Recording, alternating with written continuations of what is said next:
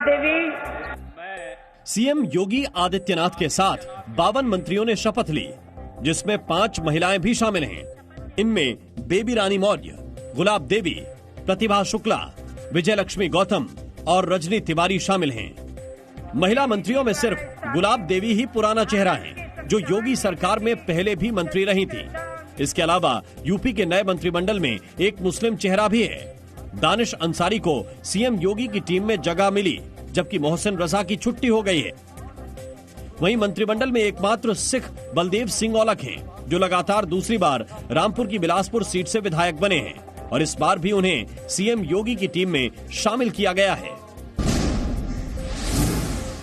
पश्चिम बंगाल के बीरभूम में हुई हिंसा की जांच अब सीबीआई करेगी। कलकत्ता हाईकोर्ट ने एसआईटी को आदेश दिया है कि वो जांच से जुड़े सभी दस्तावेज और गिरफ्तार व्यक्तियों को सीबीआई को सौंप दे। कोर्ट ने कहा है कि एसआईटी इस मामले में आगे जांच न करे। बीरभूम हिंसा मामले पर अब अगली सुनवाई 7 अप्रैल को होगी। कितनी संख्या मरे? वहीं आज राज्यसभा में बीरभूम हिंसा का जिक्र करते हुए बीजेपी सांसद रूपा गांगुली भावुक हो गयी। रूपा गांगुली ने कहा कि पश्चिम बंगाल में लोगों को पुलिस पर भरोसा नहीं है। बात ये है कि पुलिस पे भरोसा नहीं है। बात ये है अनीस खान मरता है। बीरभूम में हुई हिंसा की आलोचना करते हुए केंद्रीय मंत्री गिरिराज सिंह ने सीएम ममता बनर्जी की तुलना उत्तर कोरिया के तानाशाह शासक किम जोंग उन से की है। मैं तो कहता हूं कि उनका राजनीतिक छवि बन गया किम जोंग की तरह, कि जो विरोधी बोलेगा उसे रहने नहीं दूंगा। भारत और चीन के रिश्तों में जारी तनाव के बीच चीन के विदेश मंत्री वांग यी भारत पहुंचे, जहां विदेश मंत्री एस जयशंकर के साथ उनकी मुलाकात हुई।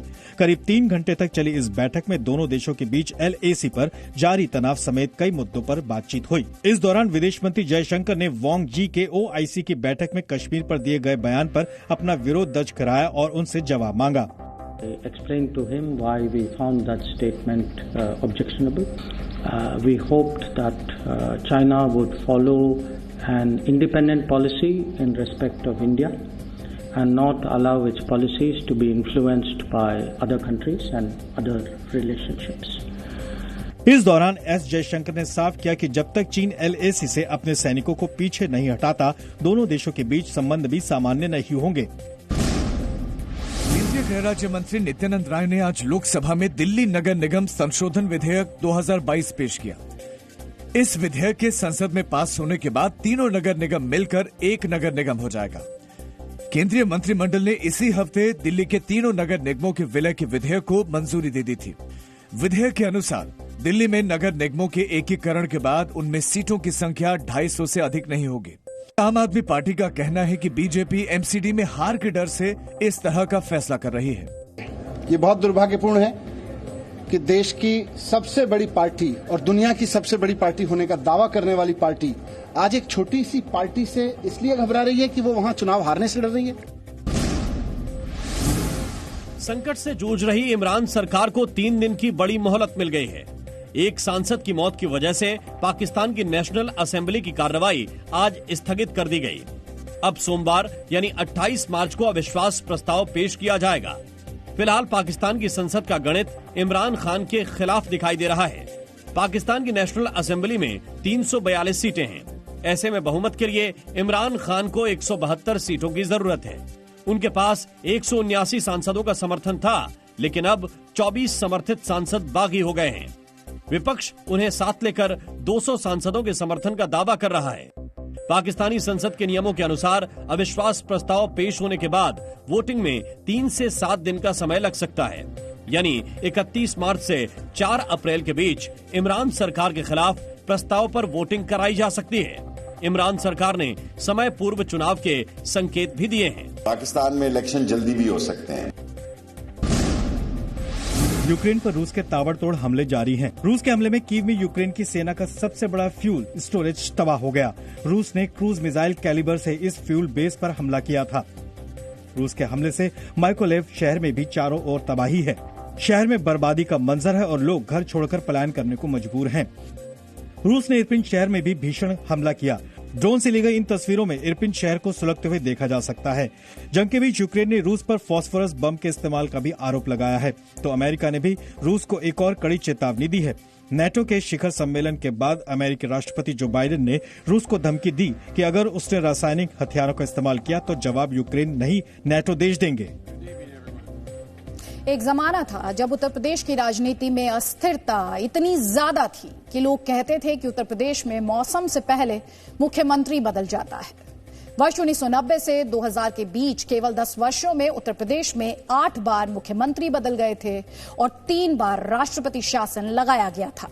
यानी ये वो दौर था जब उत्तर प्रदेश में सरकारें आती जाती रहती थी और लोग वहीं के वहीं रह जाते थे। लेकिन आज से उत्तर प्रदेश एक नए युग में प्रवेश कर गया है और आज उत्तर प्रदेश के इतिहास में ऐसा पहली बार हुआ है जब किसी नेता ने मुख्यमंत्री के तौर पर अपना 5 साल का कार्यकाल पूरा किया और फिर दोबारा से चुनाव जीतकर मुख्यमंत्री पद की शपथ ली। और यह रिकॉर्ड बनाया है योगी आदित्यनाथ ने।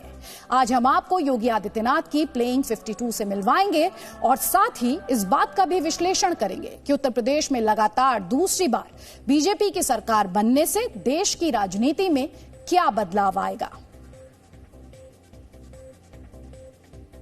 आज लखनऊ के Atal Bihari Vajpayee international cricket stadium में योगी आदित्यनाथ ने लगातार दूसरी बार राज्य के मुख्यमंत्री पद की शपथ ली और इस दौरान प्रधानमंत्री नरेंद्र मोदी, गृह मंत्री अमित शाह, बीजेपी शासित राज्यों के मुख्यमंत्री और कई केंद्रीय मंत्री मौजूद रहे। आज के शपथ ग्रहण के 3 बड़े हाइलाइट्स रहे, जिनमें पहला है सोशल इंजीनियरिंग। इस बार योगी सरकार में कुल 52 मंत्रियों को जगह मिली है और इनमें भी सबसे ज्यादा 20 मंत्री पिछड़ी जातियों से हैं, यानी ओबीसी समुदाय से हैं, जबकि 8 मंत्री दलित समुदाय से हैं, 7 ब्राह्मण, 6 ठाकुर, 4 बनिया, 2 भूमिहार, 1 कायस्थ, 1 सिख, 1 मुस्लिम, 1 आदिवासी और 1 खत्री पंजाबी समुदाय से हैं।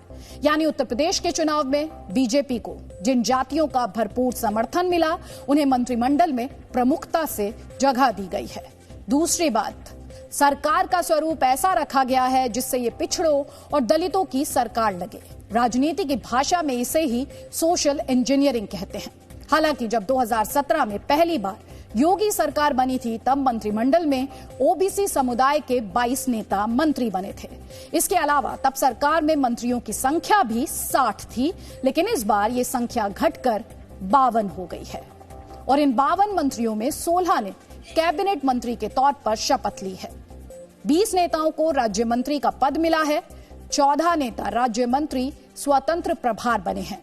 इस बार भी उत्तर प्रदेश में 2 उप मुख्यमंत्री बनाए गए हैं, यानी योगी आदित्यनाथ की टीम में इस बार भी 2 वाइस कैप्टन होंगे। इनमें पहले हैं केशव प्रसाद मौर्य, जो पहले कार्यकाल में भी उप मुख्यमंत्री रह चुके हैं, हालांकि इस बार वो चुनाव हार गए थे। जबकि दूसरे उप मुख्यमंत्री हैं ब्रजेश पाठक, जो 2017 के विधानसभा चुनाव से पहले ही बीजेपी में शामिल हुए थे, लेकिन अब वो योगी की कैप्टनसी में उत्तर प्रदेश सरकार का महत्वपूर्ण हिस्सा होंगे। हालांकि इस बार योगी कैबिनेट से ऐसे कई नेताओं की छुट्टी हो गई है जिन्होंने चुनाव में जीत दर्ज की थी। इनमें सिद्धार्थनाथ सिंह, श्रीकांत शर्मा, जयप्रताप सिंह, नीलकंठ तिवारी, सतीश महाना, जयप्रताप जैकी और आशुतोष टंडन जैसे नेताओं के नाम हैं। इन नेताओं ने चुनाव तो जीता, लेकिन इस बार ये योगी की टीम में अपनी जगह नहीं बना पाए। आप ये भी कह सकते हैं कि बीजेपी के सेलेक्टर्स ने इन खिलाड़ियों को इस बार टीम से बाहर कर दिया और अब ये डगआउट में बैठेंगे। इसके अलावा आज उन नेताओं के नाम भी चर्चा में रहे जो बतौर एमएलसी पिछली बार योगी सरकार में मंत्री बने थे, लेकिन इस बार उन्हें मौका नहीं मिला। इनमें पहला नाम डॉक्टर दिनेश शर्मा का है, जो पहले कार्यकाल में उप मुख्यमंत्री थे, लेकिन इस बार उनकी छुट्टी हो गई और उनकी जगह ब्रजेश पाठक को मौका मिला। इसके अलावा पहले कार्यकाल में सिंचाई मंत्री रहे महेंद्र सिंह, राज्य मंत्री मोहसिन रजा और राज्य मंत्री स्वतंत्र प्रभार अशोक कटारिया को भी नई सरकार में जगह नहीं मिली है। कुल मिलाकर कहें तो योगी सरकार का 2.0 वर्जन एडवांस्ड भी है और एफिशिएंट भी।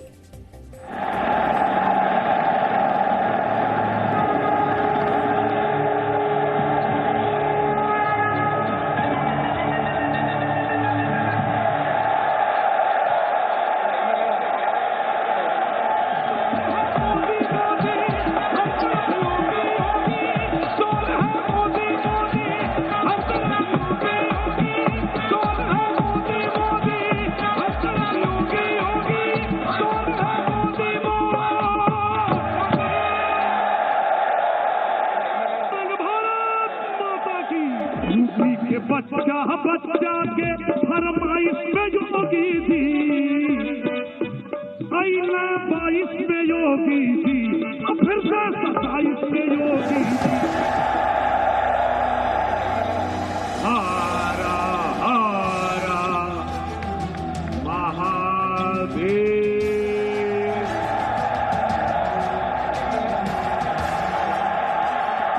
मैं आदित्यनाथ योगी ईश्वर की शपथ लेता हूं कि मैं विधि द्वारा स्थापित भारत के संविधान के प्रति सच्ची श्रद्धा और निष्ठा रखूंगा। मैं केशव प्रसाद मौर्य ईश्वर की शपथ लेता हूं कि मैं विधि द्वारा स्थापित भारत के संविधान के प्रति सच्ची श्रद्धा और निष्ठा रखूंगा।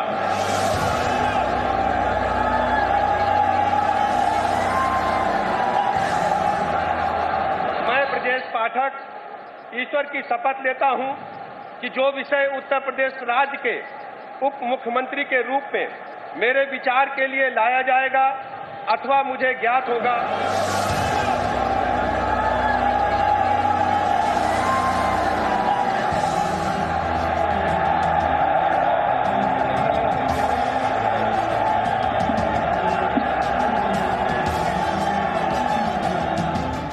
मैं प्राणपण से जुड़ करके अपने एक एक कार्यकर्ता के मान सम्मान के लिए और उत्तर प्रदेश के सर्वांगीण विकास के लिए कोई भी कमी शेष नहीं छोड़ेंगे और 2024 75+ के संकल्प के साथ आगे बढ़ेंगे। प्रदेश की जनता का, अपने केंद्रीय नेतृत्व का अभिनंदन करता हूं। आशीर्वाद उनका प्राप्त हुआ है मुझे प्रदेश की जनता का काम करने के लिए। मैं सबका बहुत बहुत अभिनंदन करता हूं। योगी आदित्यनाथ जी के नेतृत्व में जो दूसरी बार सरकार बनी है, यह और अच्छे और तेज गति से विकास के कार्यों को आगे बढ़ाएगी, सुरक्षा की दृष्टि से विशेष रूप से ध्यान देगी। जो मोदी जी ने कहा है कि इस उत्तर प्रदेश को 1 नंबर पर ले जाना है, तो उसको 1 नंबर पर ले जाकर अब माननीय मोदी जी को दोबारा 2024 का प्रधानमंत्री बनाना। प्रदेश की महान जनता ने जो आशीर्वाद दिया है माननीय योगी जी के नेतृत्व में, हम सब मिलकर जनता की अपेक्षाओं को पूरा करेंगे, प्रदेश की बेहतरी के लिए काम करेंगे। मैं नेतृत्व का आभारी हूँ, प्रदेश नेतृत्व का और केंद्रीय नेतृत्व का, जिन्होंने हमारे प्रति विश्वास व्यक्त किया और इस विश्वास की कसौटी पर हम खरा उतरेंगे। जो वादे किए गए चुनाव में उस पर खरा उतरा जाएगा। प्रधानमंत्री जी का संदेश घर घर तक पहुंचाया जाएगा। उत्तर प्रदेश जो प्रथम राज्य बनाने का जो प्रतिबद्धता है, उस पर हम लोग काम करने की शुरुआत हो रही है और आप देख सकते हैं कि चंद घंटों में शपथ ग्रहण के बाद तुरंत काम पर लग गए।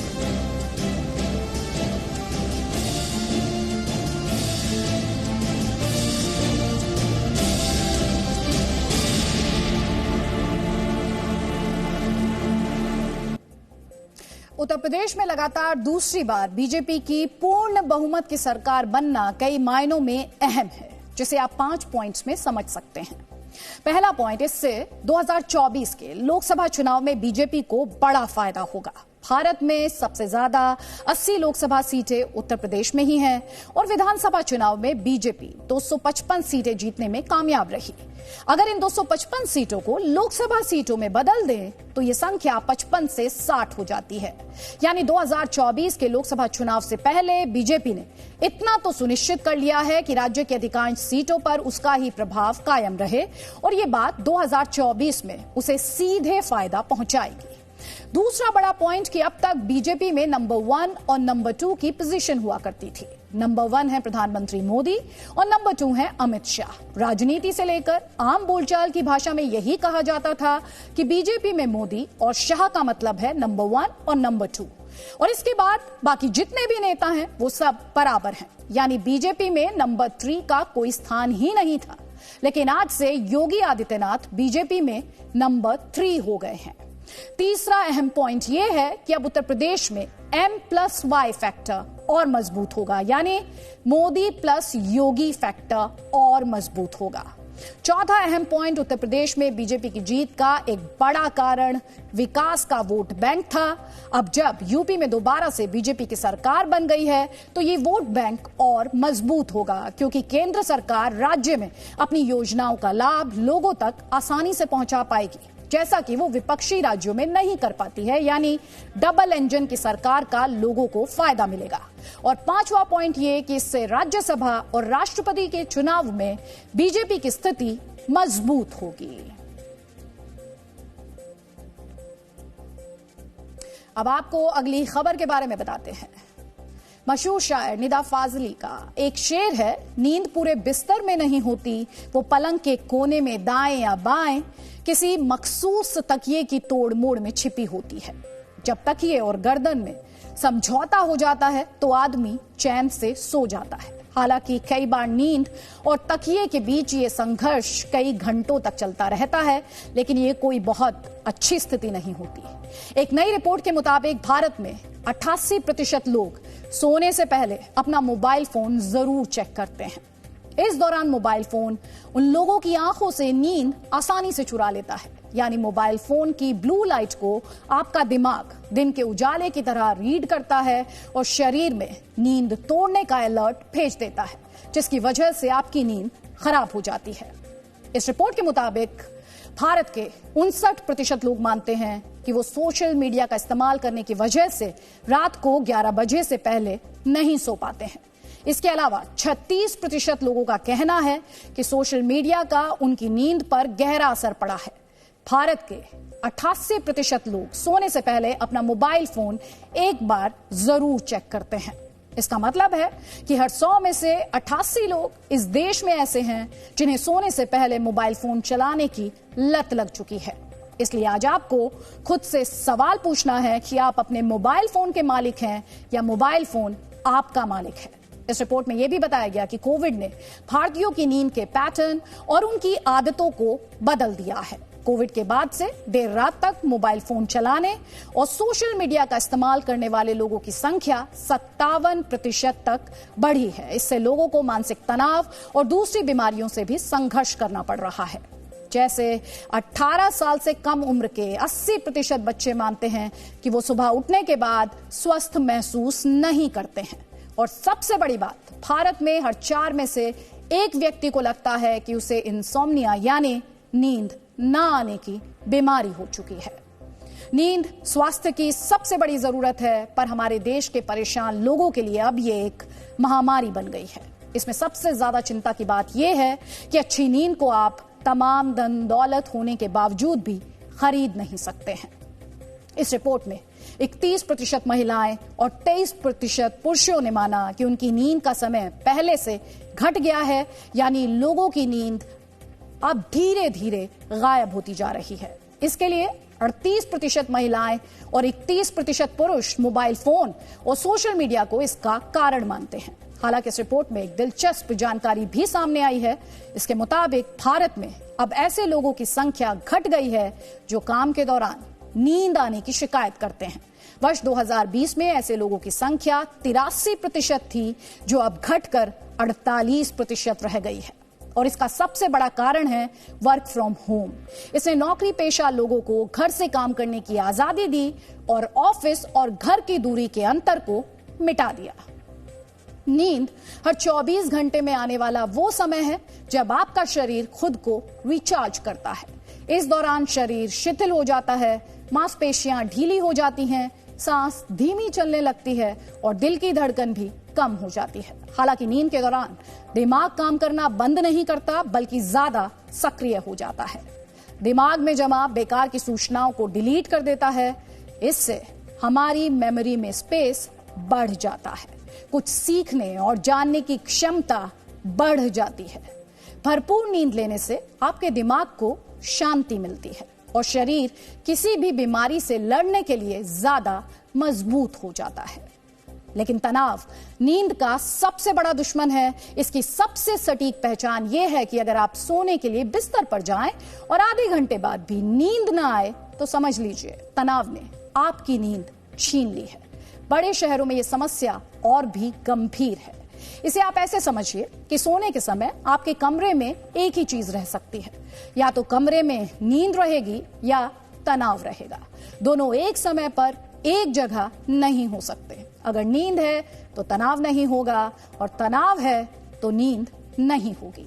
उदाहरण के लिए इस रिपोर्ट में कोलकाता के 40% लोग मानते हैं कि वो देर से सोते हैं। इसकी वजह मानसिक तनाव है। हैदराबाद के 40% लोगों का कहना है कि उन्हें दफ्तर के काम की वजह से देर तक जागना पड़ता है। दिल्ली के पास गुरुग्राम शहर के 36% लोग भी ऐसा ही मानते हैं कि काम की वजह से उनकी नींद पर असर पड़ा है, जबकि मुंबई के 39% लोग मानते हैं कि उनकी नींद का सबसे बड़ा दुश्मन मोबाइल फोन और दूसरे इलेक्ट्रॉनिक डिवाइस हैं। इसके अलावा दिल्ली के भी 43% लोगों को लगता है कि उन्हें अच्छी नींद के लिए मोबाइल फोन का इस्तेमाल कम करना चाहिए। बदलते दौर में कम सोकर फिट दिखना एक फैशन बनता जा रहा है। कामयाब लोगों की कम नींद लेने की कहानियां सुनने वाले लोग अब नींद को वक्त की बर्बादी कहते हैं। भारत में भी एक पुरानी कहावत है, जो सोवत है वो खोवत है, यानी जो सोता है वो जीवन में तमाम अच्छे अवसर खो देता है। लेकिन सच ये है कि नींद की कमी आपके जीवन को गंभीर संकट में डाल सकती है। कम नींद लेना आपके स्वास्थ्य को कई तरह से नुकसान पहुंचाता है, और इससे डायबिटीज, हार्ट अटैक और मोटापे का शिकार होने की आशंका सबसे ज्यादा होती है। दुनिया के 5 बड़े देश अमेरिका, कनाडा, ब्रिटेन, जर्मनी और जापान में हुई एक रिसर्च के मुताबिक पूरी नींद लेने से लोगों का स्वास्थ्य और देश की अर्थव्यवस्था दोनों में सुधार आ सकता है, जबकि कम नींद लेने की वजह से कर्मचारियों की कार्यकुशलता में कमी आ जाती है। और जब देश के लोग कम सोते हैं तो सिर्फ इन 5 देशों की जीडीपी को ही लगभग 48 लाख करोड़ रुपयों का नुकसान होता है। इसका मतलब है आप अगर ठीक से सोते हैं तो आपका स्वास्थ्य और देश की अर्थव्यवस्था दोनों अच्छी रहती हैं। इसलिए सबके लिए नींद की जरूरत अलग अलग भी है। जन्म के बाद 3 महीने तक बच्चा दिन में करीब 20 घंटे सोता है। टीनेजर्स 10 घंटे तक सोते हैं। ऑफिस में काम करने की उम्र आते आते सोने का वक्त घटकर 7 से 9 घंटे रह जाता है, और 60 साल की उम्र के बाद एक व्यक्ति को औसतन 6 से 7 घंटे की नींद जरूरी होती है। लेकिन अफसोस की बात यह है कि लोग अपनी जरूरत के मुताबिक नींद नहीं ले पाते हैं। नींद प्रकृति का वरदान है, और अगर आप नींद से समझौता करते हैं तो आप कुदरत से छेड़छाड़ कर रहे हैं। कम नींद लेना बीमारियों का अलार्म है, इसलिए आपको अच्छी, गहरी और लंबी नींद लेने की आदत डालनी चाहिए।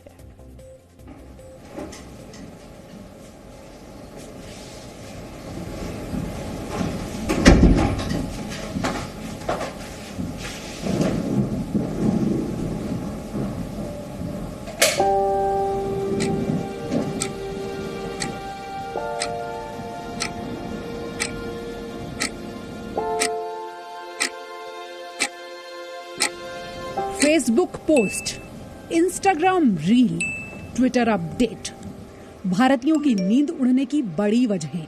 इसीलिए इस गलत फहमी में रहने से कोई फायदा नहीं है कि इंटरनेट पर काम करते रहने की वजह से आपका और हमारा टाइम बर्बाद हो रहा है और नींद उड़ रही है। भारतीयों की नींद गायब होने में सबसे बड़ा हाथ सोशल मीडिया प्लेटफॉर्म्स का है, लेकिन अब फोन से चिपके रहने की इस आदत ने नींद पर भी असर डालना शुरू कर दिया है। भारतीयों की आंखों से नींद गायब हो रही है और कम होती नींद बीमारियों को दावत दे रही है। हाँ, थोड़ा तो है। कभी कभी पहले जल्दी सोया करते थे, धीरे धीरे बड़े होते जा रहे हैं और लेट होता जा रहा है, ऐसा ही हो रहा है। तो अभी भी कई बार हो जाता है 1 भी नहीं 2 बज जाते हैं, 3 बज जाते हैं, फोन चला रहे हैं या नेटफ्लिक्स पे कुछ देख रहे हैं, यूट्यूब पे कुछ देख रहे हैं, तो उसी में लेकिन आदत हो गई है कि कुछ देख के ही सोना है। फिर उसके बाद भी फोन रखने के बाद भी आधे 1 घंटे तक करवटें बदलने के बाद फिर नींद आती है। टीवी में या फिर मोबाइल में ज्यादातर टाइम स्पेंड हो रहा है, तो उसकी वजह से सोने में अक्सर 1 या 2 बज जाते हैं मुझे, और कई बार उससे भी देर हो जाता है। अगर हम जैसे आजकल वेब सीरीज काफी ज्यादा OTT पर आ रही हैं तो उनको देखते हुए और भी लेट हो जाता है। लैपटॉप पर लगे हुए हैं वो भी स्क्रीन है, मोबाइल पर लगे हुए हैं, व्हाट्सएप पर लगे हुए हैं वो भी स्क्रीन है। बट आपको अपने आप को संभालने के लिए भी, वापस से अपने आप को कुछ थोड़ा माइंड को खुलापन देने के लिए, थोड़ा एंटरटेन होने के लिए भी आपको अल्टीमेटली स्क्रीन का ही सहारा लेना पड़ता था। मोबाइल एसोसिएशन ऑफ इंडिया के आंकड़ों के मुताबिक भारतीय जो समय इंटरनेट पर बिता रहे हैं उसमें से 1/4 से ज्यादा समय केवल मनोरंजन में बीत रहा है। अभी मैंने सोचा था कि मैं सही समय पर आज सोऊंगा, लेकिन मेरे फोन पर एक नोटिफिकेशन आया जिससे मेरी नींद भी टूट गई और अब मैं पिछले कुछ मिनटों से फोन चला रहा हूं। हो सकता है फोन चलाते चलाते मुझे घंटों हो जाएं, जिससे मेरा पूरा स्लीपिंग पैटर्न आज का खराब हो जाएगा और हो सकता है कि मैं आधी रात के बाद मुझे नींद आए। असल में समस्या से अकेले मैं नहीं पीड़ित हूं, भारत की आधी से ज्यादा आबादी इसी स्लीपिंग पैटर्न की समस्या से पीड़ित है, जो मोबाइल फोन की वजह से आधी रात के बाद सोती है और जब वो सुबह उठती है तब उसे फ्रेश फील नहीं होता है। सोशल नेटवर्किंग साइट्स पर भारतीय 24% से ज्यादा समय बिता रहे हैं। एंटरटेनमेंट वीडियोस देखने में 11% समय बीत रहा है। उसके बाद बारी आती है वेब पोर्टल्स की, जहां 9% समय बीत रहा है। ईमेल्स को लोग 8% वक्त देते हैं और कुल इंटरनेट यूजेज का 3 से 4% इंस्टेंट मैसेजिंग में जाता है। गेम्स को 2% समय मिलता है। आधे से ज्यादा भारतीय रात 11 बजे के बाद सोते हैं। सोने से पहले आखिरी काम है फोन चेक करना और जागते ही पहला काम है फोन के नोटिफिकेशंस देखना। लेकिन ये अब केवल आदत नहीं रही, ये अब एक लत बनती जा रही है। इसी आदत की वजह से हर 4 में से 1 भारतीय को ये लगता है कि उनकी नींद पूरी नहीं होती और सुबह उठने पर उन्हें ताजगी यानी फ्रेशनेस वाला एहसास भी नहीं होता। अगर आपको भी ऐसा लगता है तो ऐसा क्यों लगता है, इसकी वजह भी जान लीजिए। इंसान के शरीर में मेलेटोनिन नाम का एक हार्मोन रात में 11 बजे बनता है और फिर रात में 3 बजे। ये हार्मोन व्यक्ति के स्लीप साइकिल को कंट्रोल करते हैं। ऐसे में अगर कोई सही समय पर सो नहीं रहा है तो उसके शरीर के हार्मोन्स का हिसाब किताब बिगड़ सकता है। इसी वजह से डिप्रेशन और चिड़चिड़ापन भी महसूस होता है। कई बार बच्चे आर्ग्यू करते हैं कि नहीं, हम लेट सो के लेट उठते हैं, उसमें क्या दिक्कत है, हमने 7-8 घंटे नींद तो पूरी कर ली। पर समय पे सोना इसलिए जरूरी है कि उस समय ब्रेन के अंदर एक न्यूरोकेमिकल या हार्मोन आप कहें मेलेटोनिन नाम से रिलीज होता है।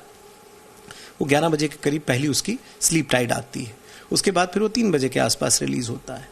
यदि उस समय आप सोते हैं और सुबह जब आप उठते हैं तो सुबह जब सूर्य उदय होता है उसके साथ साथ हमारी बॉडी के अंदर कई तरह के बदलाव आते हैं, कई तरह के हार्मोन्स रिलीज होते हैं, हम एनर्जी फील करने लगते हैं सुबह के समय।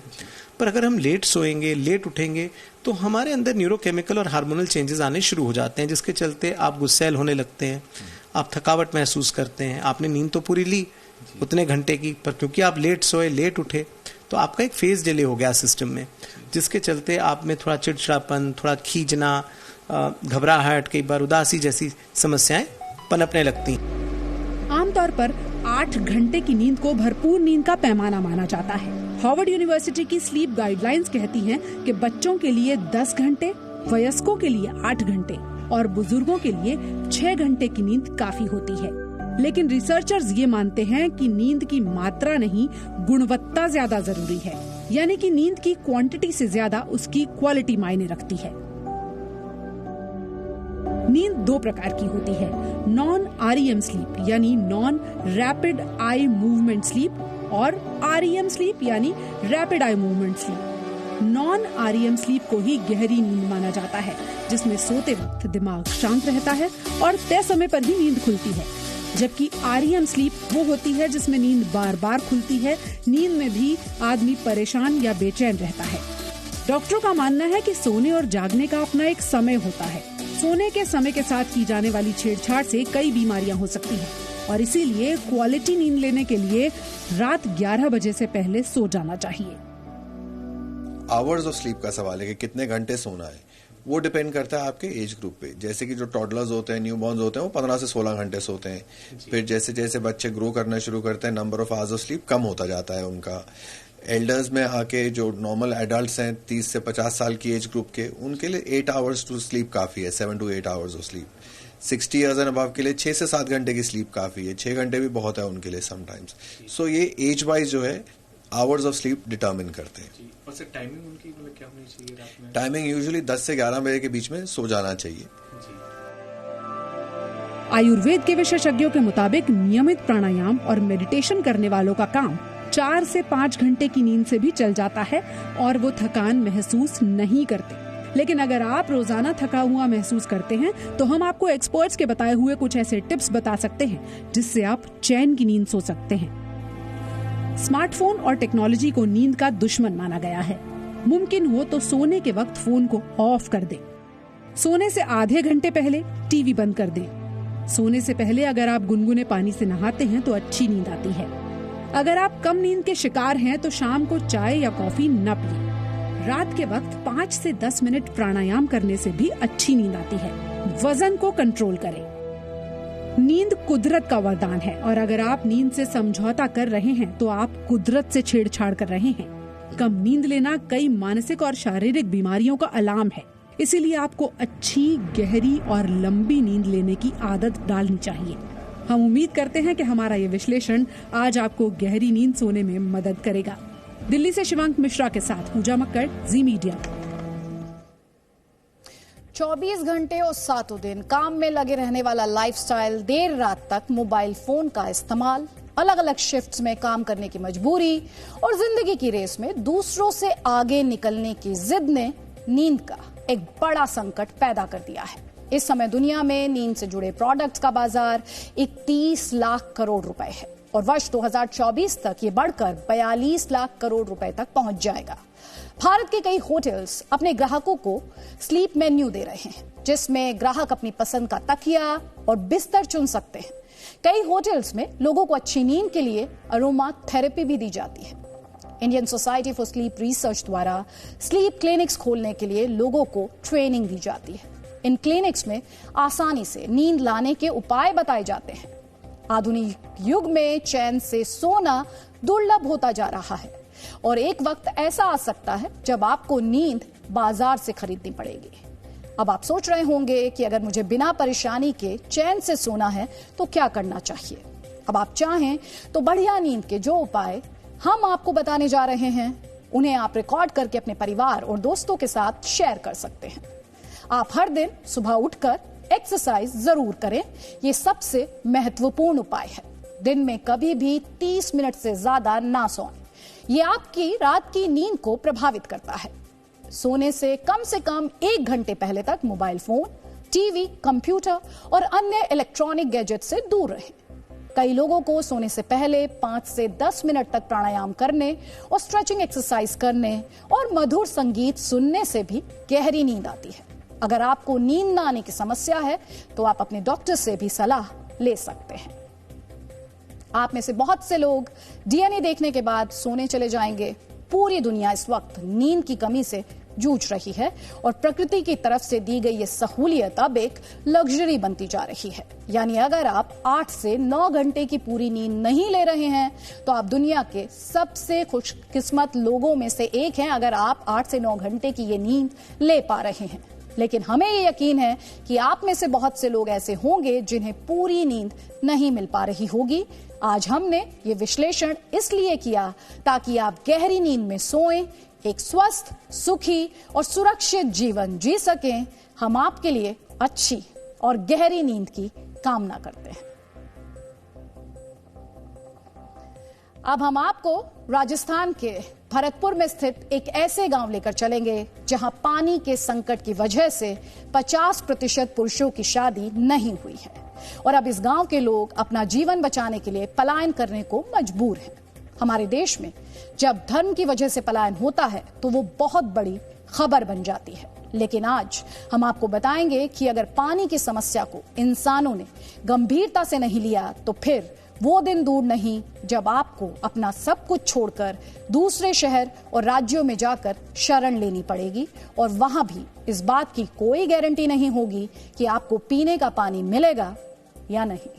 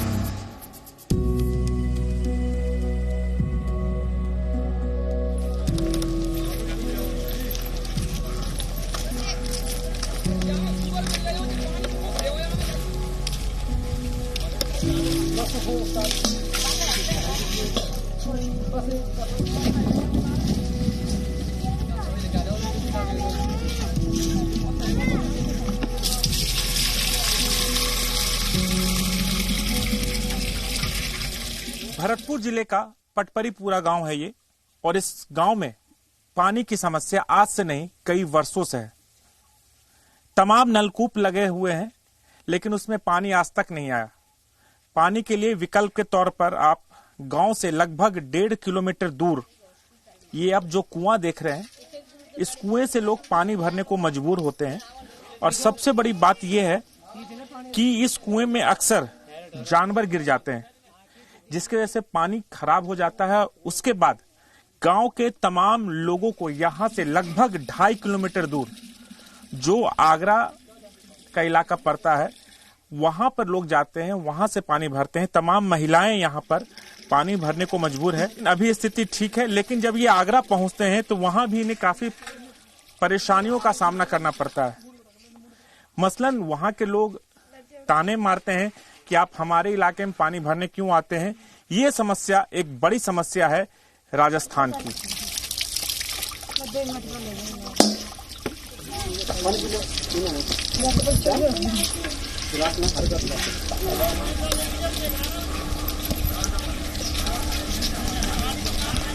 पटपरीपुरा गांव में लगभग 600 लोग रहते हैं।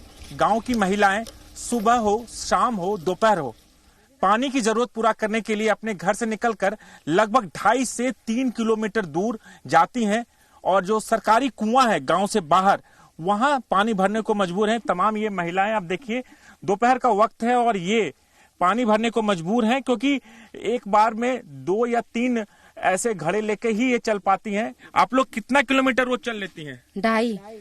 अच्छा, 2.5 किलोमीटर। कितनी दिक्कत होती है? बहुत दिक्कत होती है भाई। तो तमाम ये लोग हैं, आप यहाँ पर हैं, कितने किलोमीटर दूर चल के पानी लाते हैं? रोजीना डेली का काम है, कम से कम नहीं तो दिन में कम से कम नहीं तो 4 बार 5 बार 10 किलोमीटर का एरफेर पड़ जाता है डेली का। अच्छा, हाँ, इतनी परेशानी, बहुत ही ज्यादा परेशानी। तो गाँव में कोई नल वगैरह नहीं लगा? नल है, लगे हुए हैं, मगर उनमें पानी नहीं है बिल्कुल भी। जो भी है कोई खारा निकलता है, थोड़ा बहुत निकलता है, वो कपड़ा धोने में यूज भी नहीं आता है। आपको पानी के लिए क्या क्या मशक्कत करनी पड़ती है? पानी की समस्या, ब्याह शादी होती है तो पानी कुएं पे से लाते हैं, घर मकान बनते हैं तो कुएं पे से, नहाने धोने के लिए कुएं पे, सब काम के लिए कुएं पे से। कितना दूरी पड़ जाता है? 2.5-3 किलोमीटर है। अच्छा, मैं देख रहा हूँ ये रास्ता काफी जंगल वाला रास्ता है, सन्नाटे वाला रास्ता है, तो इससे भी परेशानी होती है? हाँ, होती है। चौमासे में बरसात होती है जब बहुत परेशानी होती है, पानी लेके नहीं चलते। कोई कोई वो औरत गिर जाती है।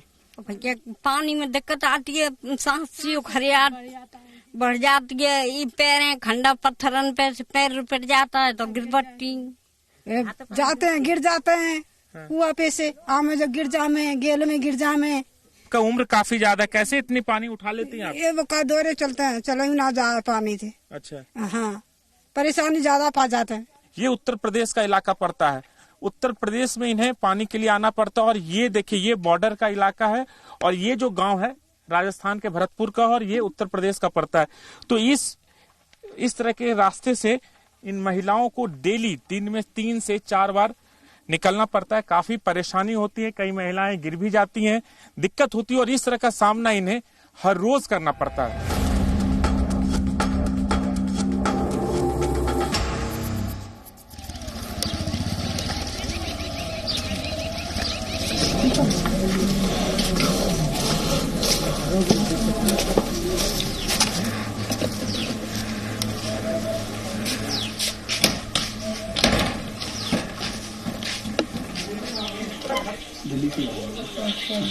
शादी हो गई थी साहब, लेकिन वो क्या है, पानी की वजह से औरत अपने गांव को भाग गई।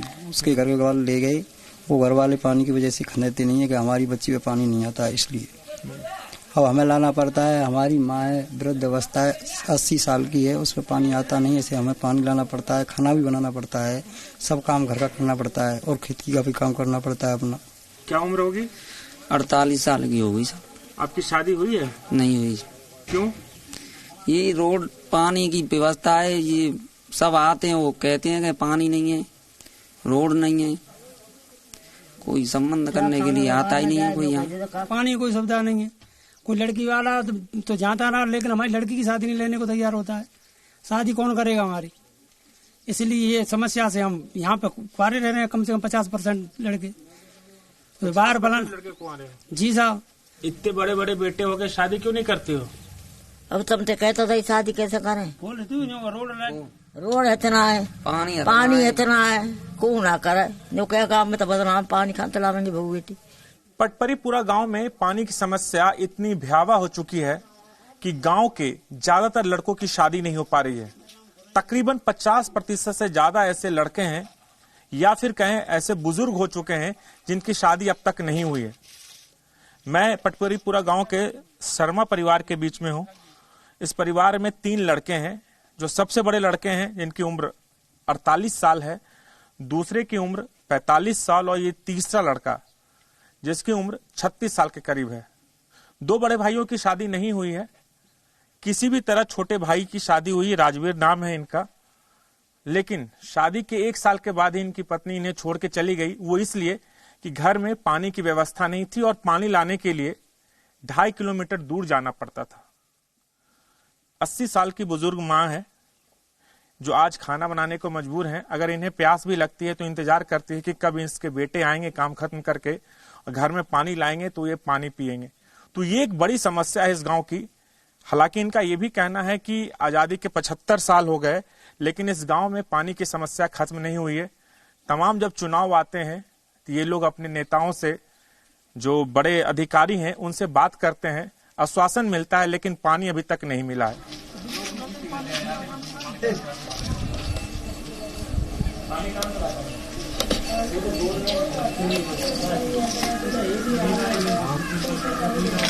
साल 2005 में इस गांव के अंदर पानी की टंकी बनाई गई ताकि लोगों की पानी की समस्या को दूर किया जाए।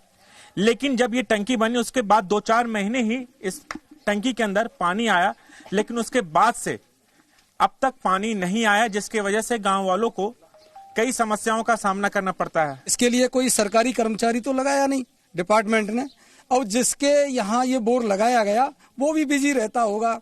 उनके यहाँ से कौन चलाए इसको? लगभग 17 साल हो गए, 17 साल से पानी नहीं आ रहा है। और तो क्या आप लोगों ने कहीं शिकायत, कंप्लेन जिला मजिस्ट्रेट को, प्रशासन को, विधायक को, क्या कोई भी ऐसा नहीं जो आपकी बात? हाँ, सरकार इसके लिए हमने कलेक्टर साहब से कई बार मौके पर व्यक्तिगत मिलकर निवेदन किया गया।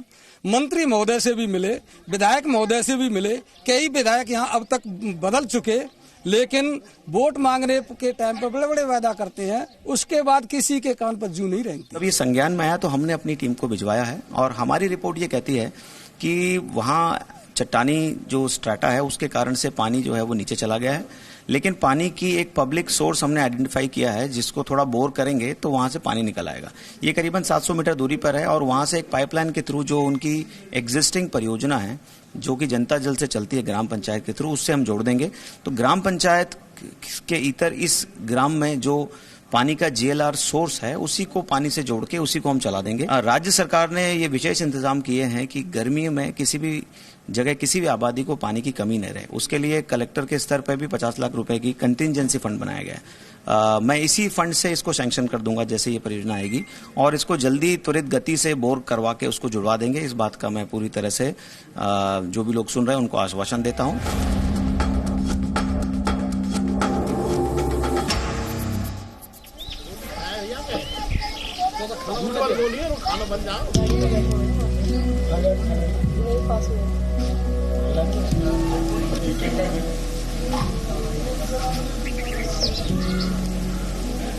कभी कभी इस गांव में पानी की समस्या इतनी भयावह हो जाती है कि लोग अपने घर छोड़ने को मजबूर हो जाते हैं, पलायन करने को मजबूर होते हैं।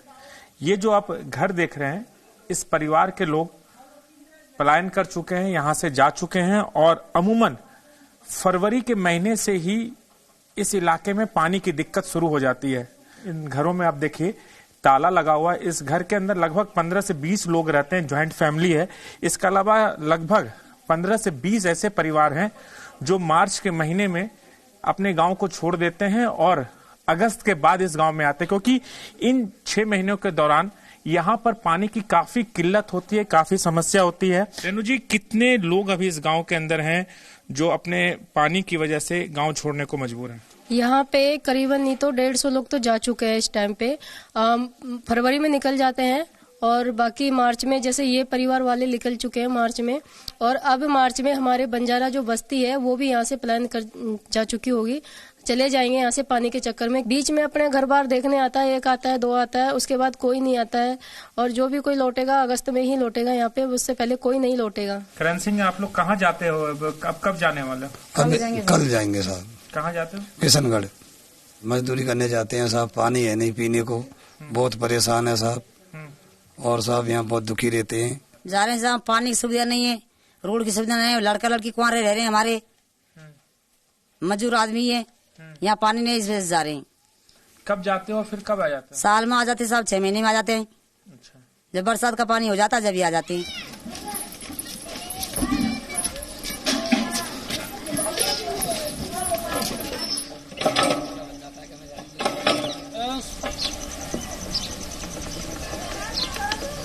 पटपरीपुरा गांव में हैंडपंप तो आपको जरूर मिलेंगे। इस तरह के हैंडपंप हैं, और तमाम हैंडपंप, लगभग 8 से 10 हैंडपंप जरूर इस गांव में है, लेकिन सभी खराब पड़े हैं। और जब एक बार ये हैंडपंप खराब हुआ तो उसके बाद उसकी मरम्मत नहीं होती है।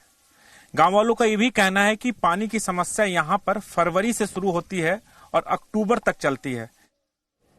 अब तक लोग रोजगार की तलाश में पलायन करते थे, कानून व्यवस्था की वजह से पलायन करते थे, लेकिन पानी के संकट ने एक नए तरह के पलायन की चुनौती इंसानों के सामने खड़ी कर दी है, और इसलिए आज हमने ये खबर आपको दिखाई। अब हम यहाँ एक ब्रेक लेंगे। ब्रेक के बाद हम अमेरिका और पश्चिमी देशों द्वारा लगाए जाने वाले आर्थिक प्रतिबंधों का DNA टेस्ट करेंगे।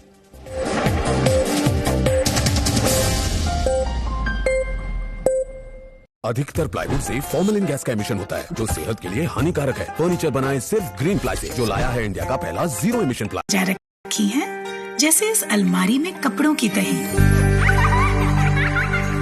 उनके संघर्ष की धूप ने मुझे लक्ष्य पाने की सीख दी है, और उनकी सांवली छाया ने माँ के संस्कार।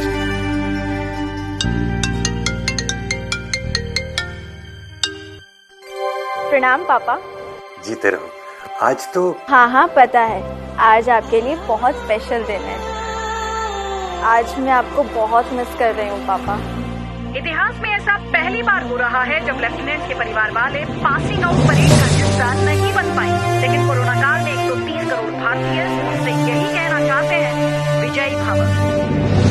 पापा कहते हैं कि संभव की सीमा जानने के लिए असंभव से आगे निकलना पड़ता है, और योद्धा वही है जिसके मन में गौरवशाली परंपराओं के लिए सम्मान हो, और जिसके कंधों पर अपने देश का अभिमान हो। Ladies and gentleman, lieutenant Anjali Kumar. Zee News, परंपरा संस्कारों की।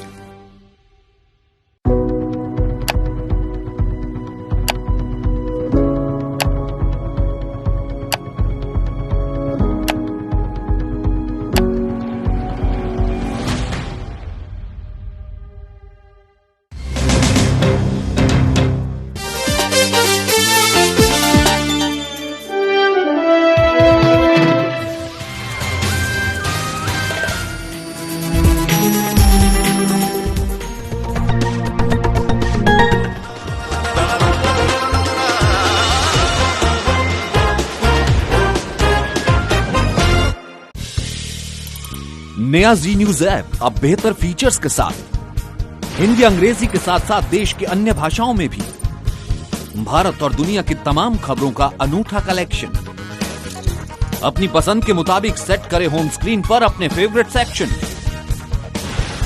साथ ही हमारे एडिटर्स द्वारा चुनी हुई दिन की बड़ी और खास खबरें। देखें जी न्यूज लाइव कभी भी कहीं भी, मनोरंजन और सूचना से भरपूर वीडियोस।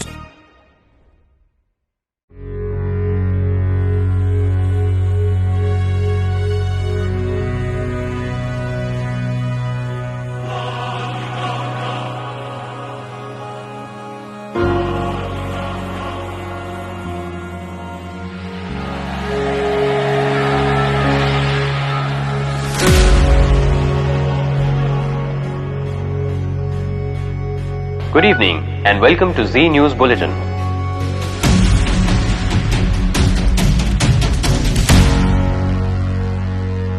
University.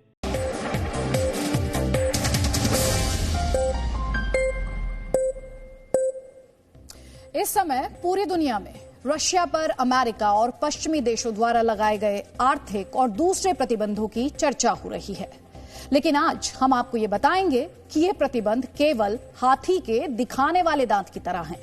उत्तर कोरिया के सरकारी मीडिया ने एक वीडियो जारी किया है जिसमें तानाशाह किम जोंग उन हॉलीवुड फिल्मों के किसी हीरो की तरह एक बैलिस्टिक मिसाइल को लॉन्च कराते नजर आ रहे हैं।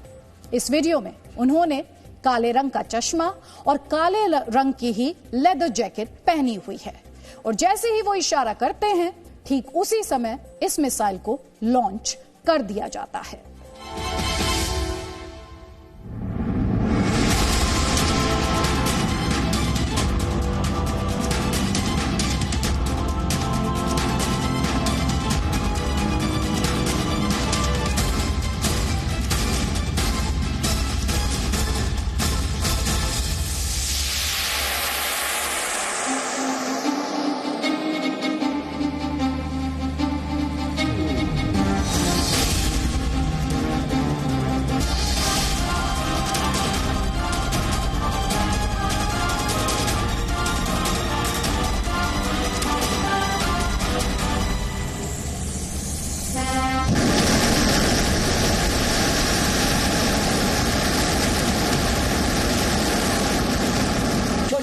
가져왔습니다. 위대한 우리 당과 위대한 우리 인민만이 쟁취할 수 있는 절대적인 힘, 무적의 자위적 핵전쟁 억제죠. अमेरिका उत्तर कोरिया के परमाणु कार्यक्रम को लेकर चिंता जता चुका है और कुछ वर्षों पहले ही अमेरिका ने उत्तर कोरिया पर कई तरह के प्रतिबंध लगाए थे ताकि वो अपनी बैलिस्टिक मिसाइल के परीक्षण को रोक दे, लेकिन उत्तर कोरिया का इस पर कोई असर नहीं पड़ा और पिछले 2 महीनों में उसने एक और बैलिस्टिक मिसाइल्स का सफल परीक्षण किया। इससे पता चलता है कि अमेरिका और पश्चिमी देशों द्वारा जो प्रतिबंध लगाए जाते हैं दरअसल उनका ज्यादा महत्व नहीं होता, वो खोखले होते हैं। इस समय अमेरिका द्वारा दुनिया के कुल 23 देशों पर आर्थिक प्रतिबंध लगाए गए हैं। इन देशों में नॉर्थ कोरिया के अलावा Myanmar, Belarus, Cuba, Congo, Iran, Iraq, Syria, Venezuela, Yemen, Lebanon, Sudan और सोमालिया प्रमुख हैं। लेकिन इन प्रतिबंधों का इन देशों पर उतना ही असर पड़ा है जितना नाइट कर्फ्यू से कोरोना पर पड़ता है।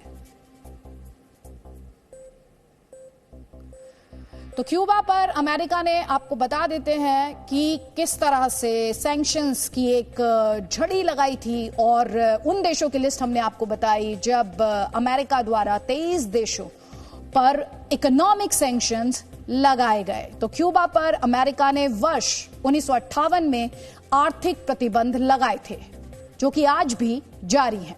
अमेरिका इन सैंक्शंस के जरिए क्यूबा में कम्युनिस्ट शासन को खत्म करना चाहता है, लेकिन उसका मकसद आज तक पूरा नहीं हुआ है। क्यूबा में अब भी कम्युनिस्ट सरकार सत्ता में है। इसी तरह अमेरिका ने ईरान पर इसलिए प्रतिबंध लगाए ताकि उसके परमाणु कार्यक्रमों को रोका जा सके, लेकिन अमेरिका को इस मकसद में भी कामयाबी नहीं मिली। सीरिया से लेकर यमन तक पश्चिमी एशिया के ज्यादातर देशों में आज ईरान का प्रभाव है और उत्तर कोरिया ने तो अमेरिका के इन प्रतिबंधों को पूरी तरह खोखला साबित कर दिया है। इसलिए आज किम जोंग उन की ये तस्वीरें अमेरिका के राष्ट्रपति जो बाइडेन को काफी चुभ रही होंगी।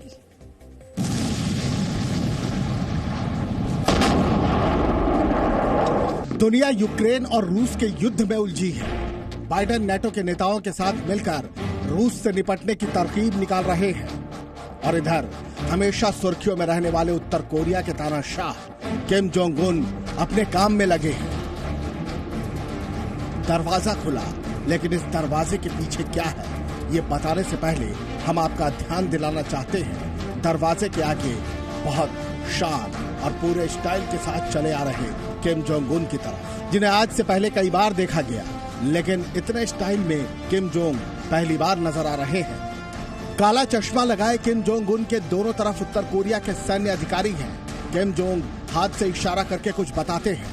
इसके बाद नजर आती है उत्तर कोरिया की नई विनाशकारी मिसाइल, जिसके परीक्षण की तैयारी हो रही है। किम जोंग अपनी घड़ी की तरफ देखते हैं। दोनों सैन्य अफसरों की नजर भी घड़ी की तरफ जाती है। इसके बाद किम जोंग अपना चश्मा उतारते हैं और इशारा करते हैं। जिस दरवाजे से निकलकर किम जोंग सामने आए थे, अब उससे उत्तर कोरिया की नई मिसाइल निकलती दिखती है, जिसके परीक्षण की तैयारी की जा रही है। एक धमाका होता है और उत्तर कोरिया की नई मिसाइल आग का गुबार छोड़ती हुई आसमान में ऊपर उड़ जाती है।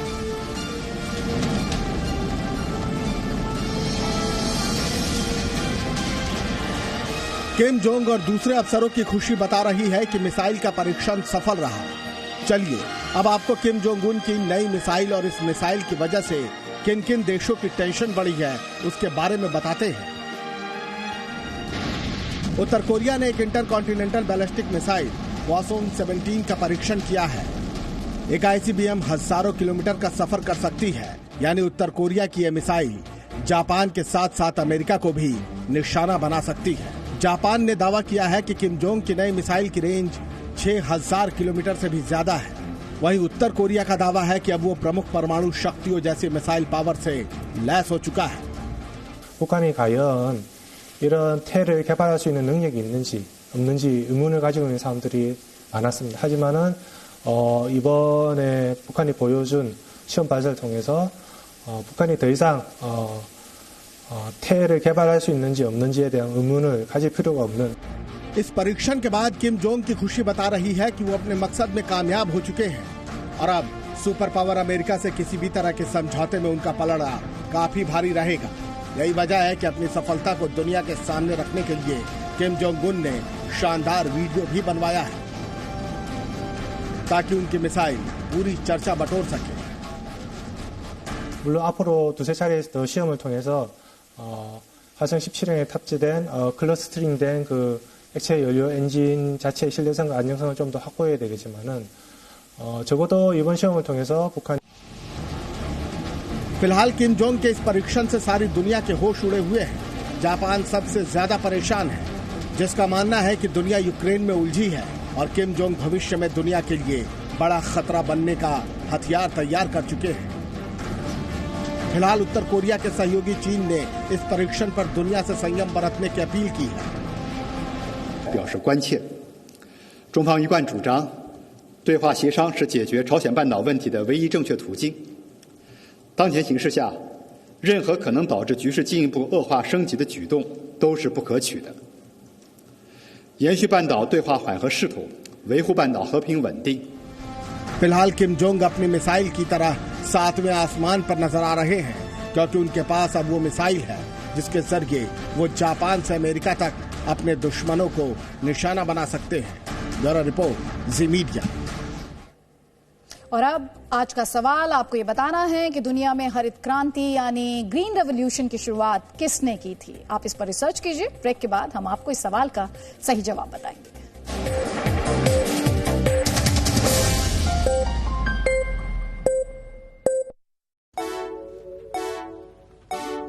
याद रखो, तुम्हारे नुमाइंदों को माइक लेकर फिरना मुश्किल हो जाएगा।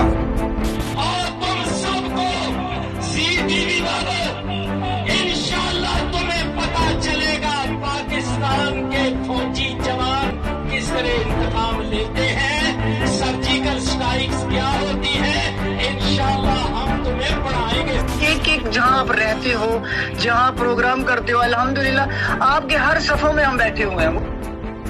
अभी तो सिर्फ केरला में आप पे हुए हैं ना, खैर अभी तो दिल्ली में भी होगा, बम्बई में भी होगा, अभी तो पंजाब में भी आपके खिलाफ FIR होगा। भाई ठोकांगे ਅਸੀਂ ਤੁਹਾਨੂੰ ਤੇ ਤੇਰੀ ਵਾਰੀ ਹੈਗੀ ਹੈ ਤੇਰੀ, ਠੀਕ ਹੈ DNA।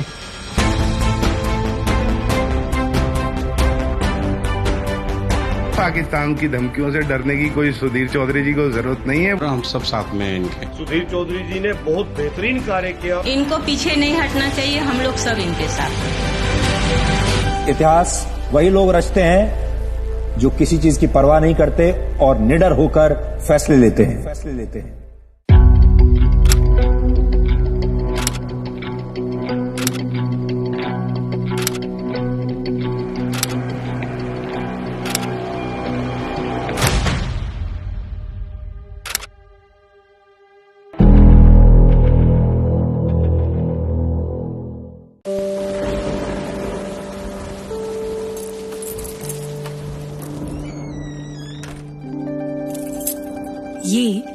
पापा हैं। हो सकता है ये कुछ बातें भूल जाते हैं,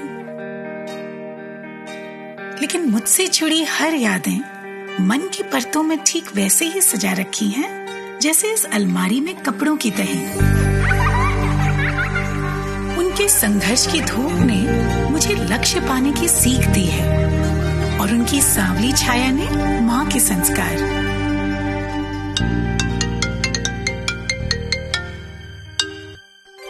प्रणाम पापा। जीते रहो। आज तो हाँ पता है, आज आपके लिए बहुत स्पेशल दिन है। आज मैं आपको बहुत मिस कर रही हूँ पापा। इतिहास में ऐसा पहली बार हो रहा है जब लेफ्टिनेंट के परिवार वाले पासिंग आउट परेड का हिस्सा नहीं बन पाए, लेकिन कोरोना काल में 130 करोड़ भारतीय उनसे यही कहना चाहते हैं, विजयी भव। पापा कहते हैं कि संभव की सीमा जानने के लिए असंभव से आगे निकलना पड़ता है, और योद्धा वही है जिसके मन में गौरवशाली परंपराओं के लिए सम्मान हो और जिसके कंधों पर अपने देश का अभिमान हो। Ladies and gentleman, lieutenant Anjali Kumar. Zee News, परंपरा संस्कारों की।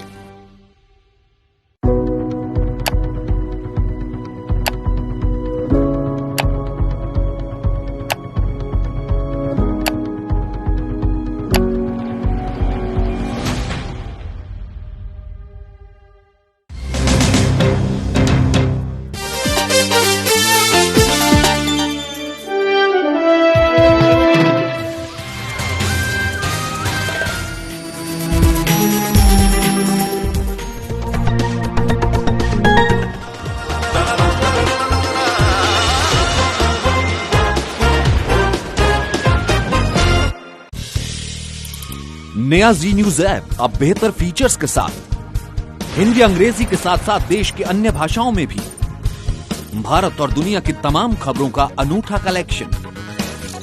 अपनी पसंद के मुताबिक सेट करें होम स्क्रीन पर अपने फेवरेट सेक्शन। साथ ही हमारे एडिटर्स द्वारा चुनी हुई दिन की बड़ी और खास खबरें। देखें जी न्यूज लाइव कभी भी कहीं भी, मनोरंजन और सूचना से भरपूर वीडियोस।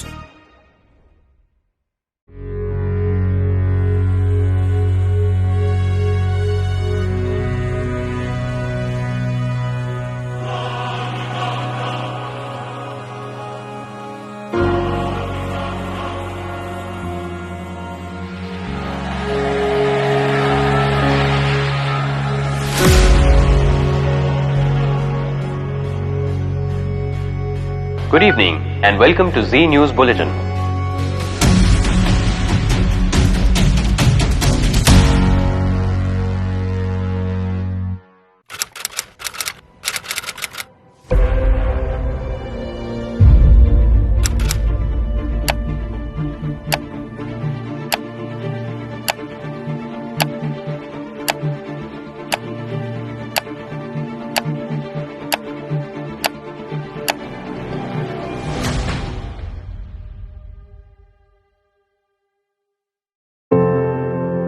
ये मेरा देश है, ये मेरे लोग हैं, ये हमारी लड़ाई है, ये हमारी जिम्मेदारी है। इसे ऐसे कैसे छोड़ दूं? क्योंकि जब आप मुस्कुराते हैं तो मैं मुस्कुराता हूं। जब आपका दिन अच्छा गुजरता है तो मैं भी सुकून से सोता हूं। नमस्कार, मैं हूं सुधीर चौधरी और डीएनए में आपका स्वागत है। ये मेरा देश है, ये मेरे लोग हैं। नया जी न्यूज ऐप अब बेहतर फीचर्स के साथ हिंदी अंग्रेजी के साथ साथ देश के अन्य भाषाओं में भी भारत और दुनिया की तमाम खबरों का अनूठा कलेक्शन। अपनी पसंद के मुताबिक सेट करें होम स्क्रीन पर अपने फेवरेट सेक्शन। साथ ही हमारे एडिटर्स द्वारा चुनी हुई दिन की बड़ी और खास खबरें। देखें जी न्यूज लाइव कभी भी कहीं भी, मनोरंजन और सूचना से भरपूर वीडियोस।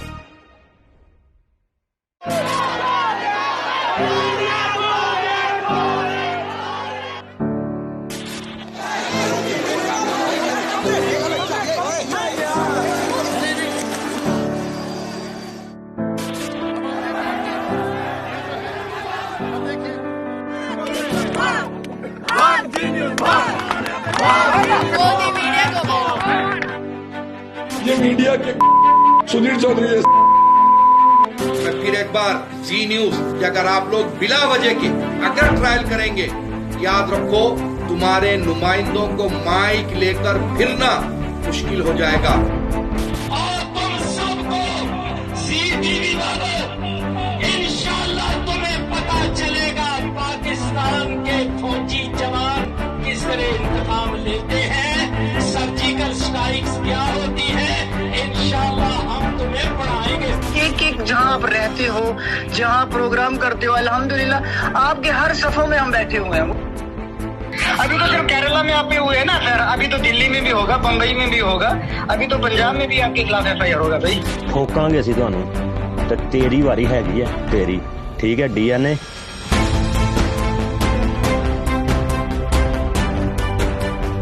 पाकिस्तान की धमकियों से डरने की कोई सुधीर चौधरी जी को जरूरत नहीं है। हम सब साथ में इनके। सुधीर चौधरी जी ने बहुत बेहतरीन कार्य किया, इनको पीछे नहीं हटना चाहिए, हम लोग सब इनके साथ। इतिहास वही लोग रचते हैं जो किसी चीज की परवाह नहीं करते और निडर होकर फैसले लेते हैं।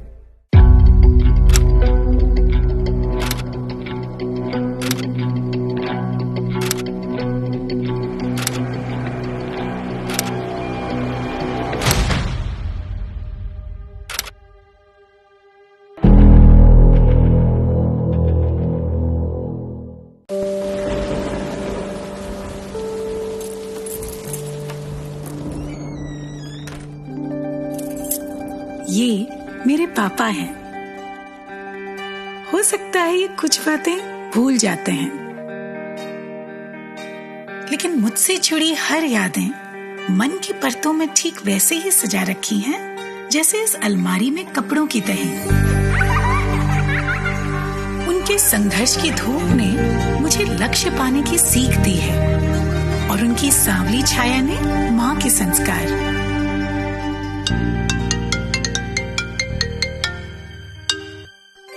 प्रणाम पापा। जीते रहो। आज तो हाँ पता है, आज आपके लिए बहुत स्पेशल दिन है। आज मैं आपको बहुत मिस कर रही हूँ पापा। इतिहास में ऐसा पहली बार हो रहा है जब लेफ्टिनेंट के परिवार वाले पासिंग आउट परेड का हिस्सा नहीं बन पाए, लेकिन कोरोना काल में 130 करोड़ भारतीय उनसे यही कहना चाहते हैं, विजयी भव। पापा कहते हैं कि संभव की सीमा जानने के लिए असंभव से आगे निकलना पड़ता है, और योद्धा वही है जिसके मन में गौरवशाली परंपराओं के लिए सम्मान हो और जिसके कंधों पर अपने देश का अभिमान हो। Ladies and gentleman, lieutenant Anjali Kumar. Zee News, परंपरा संस्कारों की।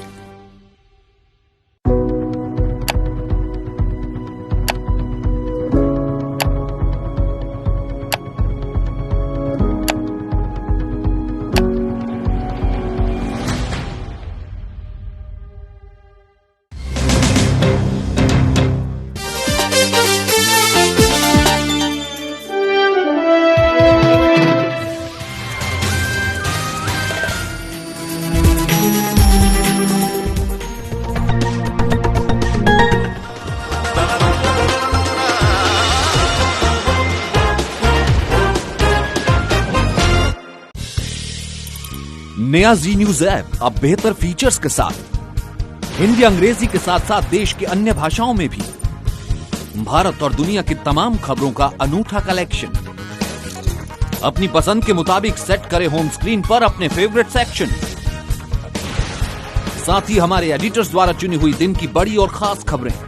देखें जी न्यूज लाइव कभी भी कहीं भी, मनोरंजन और सूचना से भरपूर वीडियोस।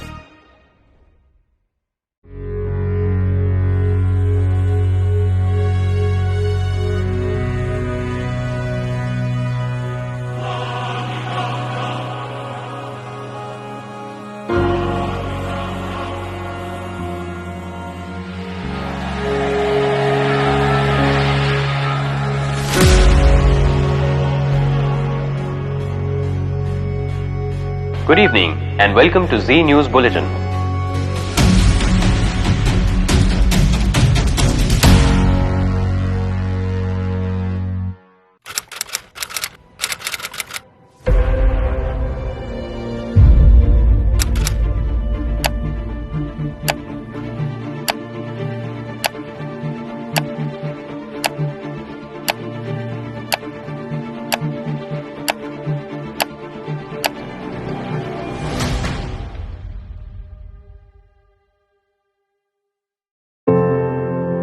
ये मेरा देश है, ये मेरे लोग हैं, ये हमारी लड़ाई है, ये हमारी जिम्मेदारी है। इसे ऐसे कैसे छोड़ दूं?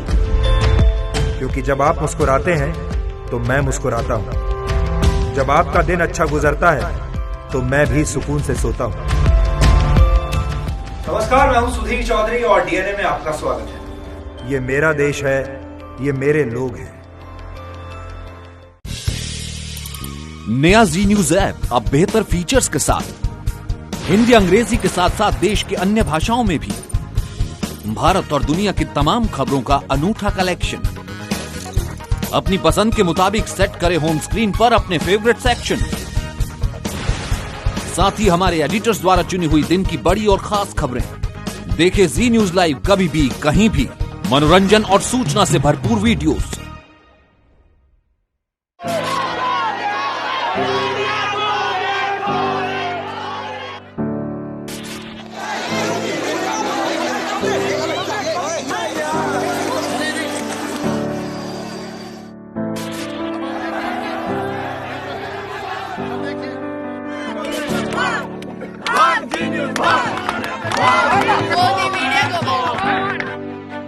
ये मीडिया के सुधीर चौधरी है। मैं फिर एक बार जी न्यूज कि अगर आप लोग बिला वजह के अगर ट्रायल करेंगे, याद रखो तुम्हारे नुमाइंदों को माइक लेकर फिरना मुश्किल हो जाएगा। और तुम सबको जी टीवी वालों, इंशाल्लाह तुम्हें पता चलेगा पाकिस्तान के फौजी जवान किस तरह इंतकाम लेते हैं, सर्जिकल स्ट्राइक्स क्या होती है। इंशाल्लाह हम तुम्हें पढ़ाएंगे। एक एक जहाँ आप रहते हो, जहाँ प्रोग्राम करते हो, अल्हम्दुलिल्लाह आपके हर सफों में हम बैठे हुए हैं। अभी तो सिर्फ केरला में आप हुए हैं ना, खैर अभी तो दिल्ली में भी होगा, बम्बई में भी होगा, अभी तो पंजाब में भी आपके खिलाफ FIR होगा भाई। ठोकांगे ਅਸੀਂ ਤੁਹਾਨੂੰ ਤੇ ਤੇਰੀ ਵਾਰੀ ਹੈਗੀ ਹੈ ਤੇਰੀ। ਠੀਕ ਹੈ DNA।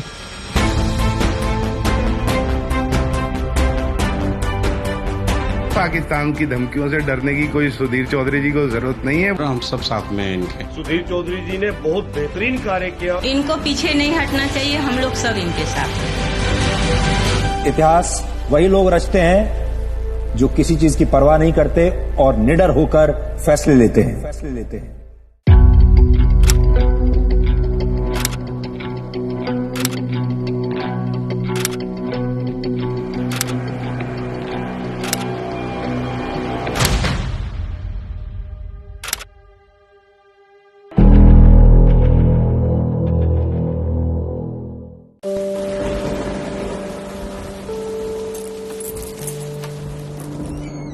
यूनिवर्सिटी।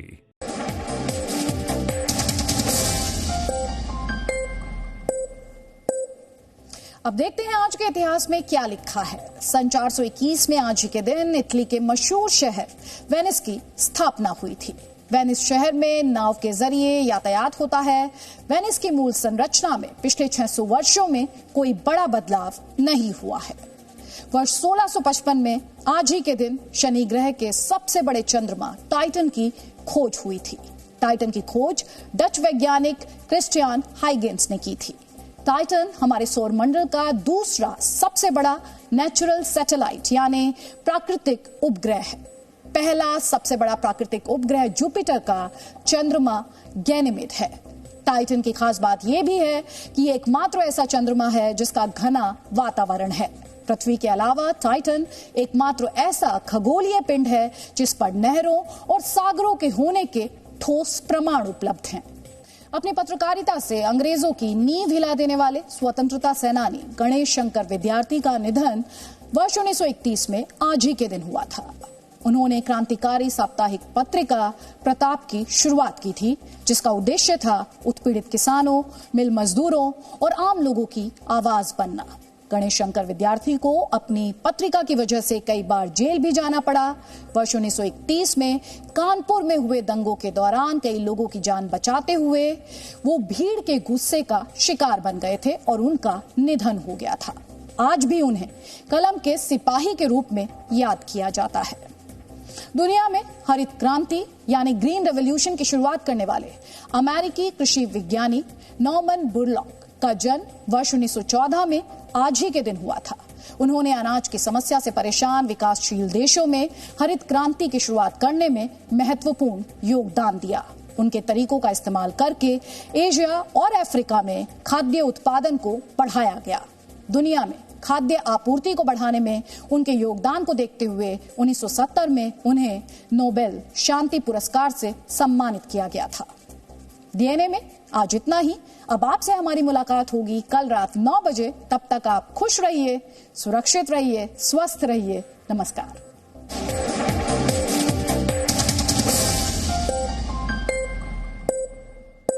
देखो देखो मैं आ गया। Hi baby, look. नया एसी। थोड़ा और सर्च कर लेते तो शायद और पावरफुल।